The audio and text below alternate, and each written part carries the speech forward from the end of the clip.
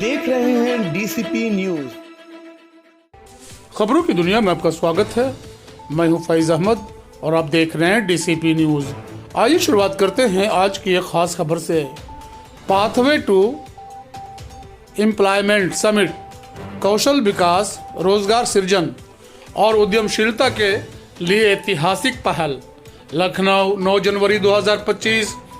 इंदिरा गांधी प्रतिष्ठान लखनऊ में गुरुवार को व्यावसायिक शिक्षा, कौशल विकास और उद्यमशीलता विभाग, उत्तर प्रदेश प्राविधिक शिक्षा विभाग और मेगा फाउंडेशन के सहयोग से पाथवे टू एम्प्लॉयमेंट समिट का आयोजन किया गया।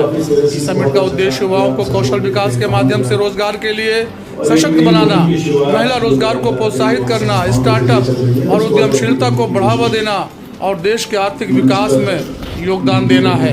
कार्यक्रम में 110 से अधिक प्रतिष्ठित औद्योगिक संगठनों के शीर्ष प्रबंधकों और प्रतिनिधियों ने भाग लिया।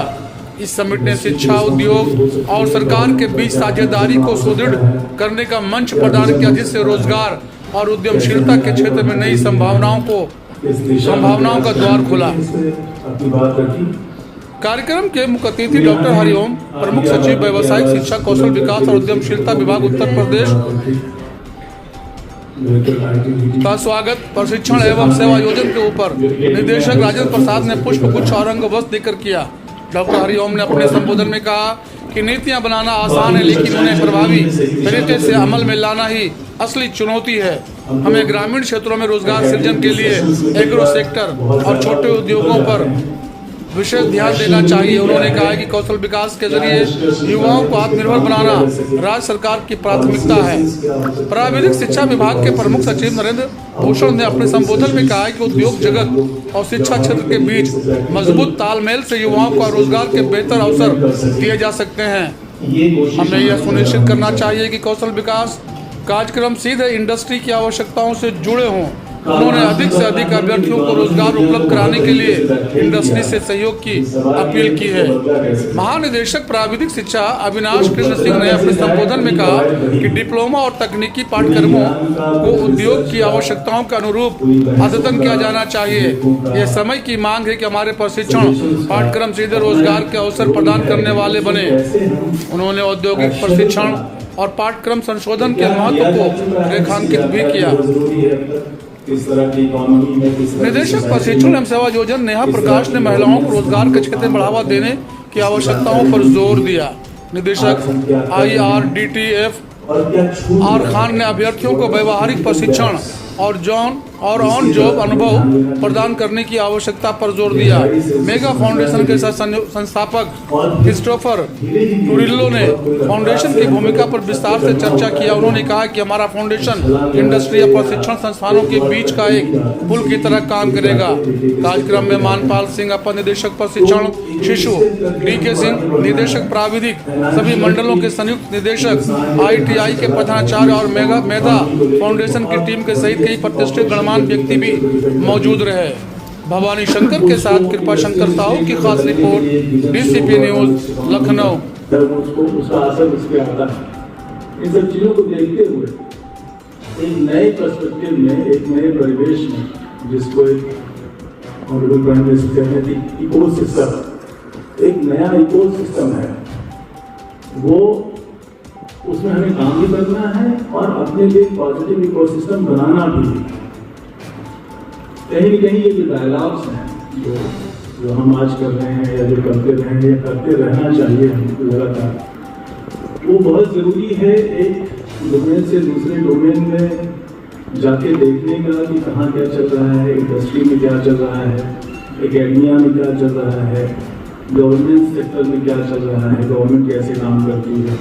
क्योंकि हमारा तो वेलफेयर स्टेट का कॉन्सेप्ट है। हमारा तो मोस्टली ये है कि भाई हमें ऐसे लोग जो छूट गए हैं उनके धारा में आने से, या इंडस्ट्री जिनको रोजगार नहीं दे पा रही है, या खेती जिनको रोजगार नहीं दे पा रही है, सरकार उनको जो है इतना सब्सिस्टेंस लेवल का एक संसाधन उपलब्ध करा दे कि जिससे कि उनकी ज़िंदगी चलती रहे और उनकी पढ़ाई लिखाई अच्छी करते हैं, उनको हेल्थ फैसिलिटीज दे दें और फिर वो एम्पावर हो सके। अब एक तरफ तो पैराडॉक्सेस ये हैं कि एक तरफ तो हम फूड सिक्योरिटी एक्ट लेके आते हैं और एक बड़ी तादाद में पूरे देश भर में परिवारों को जो है वो खाने पीने की सुनिश्चितता करते हैं, उनको गारंटी ऑफ इंश्योर्ड फूड वो करते हैं। और एक तरफ हम कहते हैं कि भाई हम उनको एम्पावर करें, एक तरफ तो हमको लग रहा है कि वो उस लेवल पे हैं कि पढ़ाई लिखाई भी नहीं कर सकते या कुछ अपना रोजगार नहीं कर सकते, दूसरी तरफ ये है कि बड़ी आबादी है जिसको हमें स्किल भी देना है। तो स्किल इंडिया जो मिशन है हमारा, वो जैसे अविनाश जी कह रहे थे कि एक बड़ी आबादी यूपी को अगर देखें, बड़ी आबादी है जिसके स्किल अपग्रेडेशन की जरूरत है। तो सारे के सारे बच्चे जो पढ़ने आते हैं वो उनको स्किल नहीं चाहिए, सबके सब काम नहीं करना चाहते कि लंबी पढ़ाई भी हमें करानी है, हमें बच्चों को आगे भी बढ़ने देना है, हायर एजुकेशन में भी जाना है उनको, ऐसा नहीं कि सब जो है वो नीचे ही काम करने लगेंगे। तो वो भी समझना होगा कि जैसे अभी एक प्रवीण करके जो कैंपेन हमारे स्किल डेवलपमेंट मिशन की तरफ से स्कूलों में, हाई स्कूल और इंटरमीडिएट में 9th और 11th क्लास के बच्चों को किसी तरह का कौशल देना है, स्किल देना है, उनको प्रशिक्षित करना है। तो ऐसे बच्चे जो विलिंग हैं, जिनको किसी न किसी तरह का स्किल चाहिए, तो मैं कहता था कैसे बदलना है, तो हमें जो रूरल इंडिया है उसके लिए एक अलग पर्सपेक्टिव प्लान चाहिए, जो अर्बन इंडिया है उसके लिए अलग पर्सपेक्टिव प्लान चाहिए। इंडस्ट्रीज रूरल इंडिया में है नहीं, हमारा एग्रीकल्चर ही है। तो इंडस्ट्री एकेडमिया इंटरफेस में हमें इस बात का ध्यान रखना पड़ेगा कि इंडियन इकोनॉमी अभी भी इंडस्ट्री या सर्विस सेक्टर पे बेस्ड नहीं है, अभी भी एक बड़ा हिस्सा उसका है एग्रीकल्चर।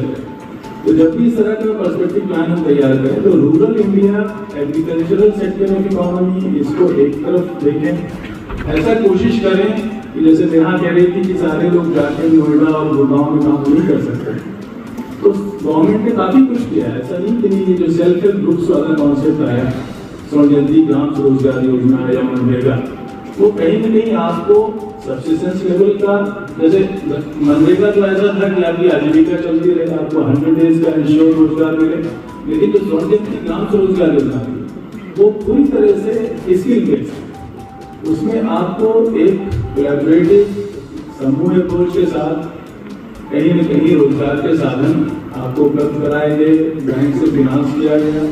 उसमें मुझे नहीं लगता कि इंडस्ट्री का कोई रोल था, क्योंकि इंडस्ट्री उसमें इंटरेस्टेड भी नहीं है। शहर में इंडस्ट्रीज लगती हैं, उनको वर्कफोर्स चाहिए, इसके लिए गांव से वर्कफोर्स शहर में आती है, तो शहर में वर्कफोर्स आ जाती है, तो शहर जो है वो गंदे हो जाते हैं, इंडस्ट्रियाँ आ जाती हैं, उसमें ट्रैफिक आ जाता है, रोड कंजेस्ट हो जाती है, आवासीय समस्या आ जाती है, क्लीनिंग समस्या आ जाती है। तो एक जो अप्रोच, इंटीग्रेटेड अप्रोच का मतलब ये है कि हम ये समझें कि हमारा समाज, हमारा देश कैसा है। इस तरह से यूपी की इकोनॉमी देखने पे यहाँ तो और भी इंडस्ट्रीज का अभाव है, बहुत कम इंडस्ट्रियाँ नहीं है, तो हमें एग्रीकल्चर तो खूब है, लैंड हमारे पास अभी भी है, मैन पावर बहुत है, वर्कफोर्स बहुत है, तो इंडस्ट्रीज पॉकेटेड उसमें है। वेस्टर्न यूपी में कुछ सेक्टर्स ऐसे हैं जहाँ पे इंडस्ट्रीज है, तो अर्बन यूपी हो गया या दिल्ली जैसा हो गया। जो इधर पूरा सेंट्रल, जैसे बुंदेलखंड एरिया ले लीजिए, पूर्वांचल ले लीजिए, तो मैं तो तमाम जगह रहा हूँ, मुझे लगता है कि कोई भी वायबल ऐसा इंडस्ट्रियल सेटअप है जो बहुत ढेर सारे लोगों को, जो भी इंडस्ट्रियल सेटअप है वो एग्रो बेस्ड है, जैसे आपकी जो शुगर फैक्ट्रीज हैं या डिस्टिलरीज हैं या इस तरह की चीज़ें जो एग्रीकल्चर